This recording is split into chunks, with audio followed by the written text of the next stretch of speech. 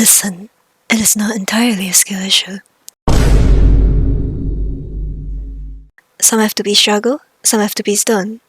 Even some people of Eidolons have been struggling. So yes, this MOC is definitely a lot more difficult than before. And with the introduction of Truby, the new upcoming Harmony unit, who work very well in this new MOC, and whose E1 is diabolical, players are not happy with the direction Star Rail is going. So in this video, I'll be covering the effects of this problem. Star Rail has been creating problems and selling their solutions, and the difference between the performance of a new and old unit is too great. I'm sure you've heard this many times. Power creep. It is inevitable in every gacha game. Yes, you can probably mitigate it, and it is the same for Star Rail. However, this requires you to invest a lot into one type of team to make that team really good, and then do another heavy investment into your team too. In Star Rail, the environment changes often, and therefore it incentivizes players to build many different types of teams to adapt to these environments. For example, MOC buffs usually benefit the most recent unit, like the newest MOC buff which benefits Alglea the most.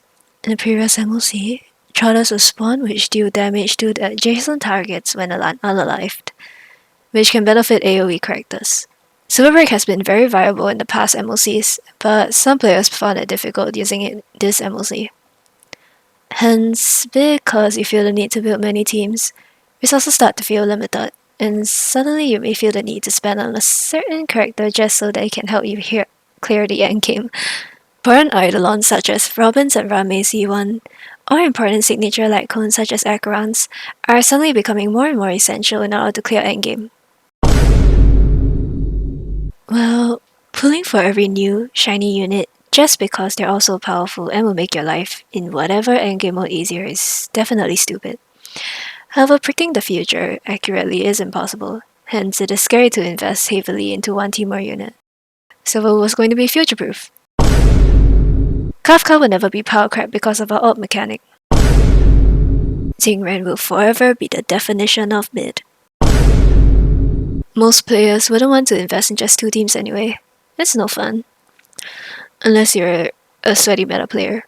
And different environments and endgame modes make it so that having multiple well-built teams is the best case scenario. In conclusion, there is a little greed and stupidity in all of us. We're human after all. That's how gacha games succeeded. I can't fully answer this question yet, as Hoyo is trying to do something which is buffing old units.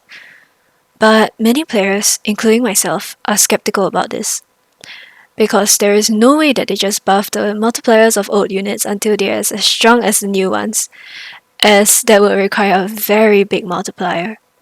Anyways, what they could do is, hoyoverse continues to release units as strong as the Hera or Aglea.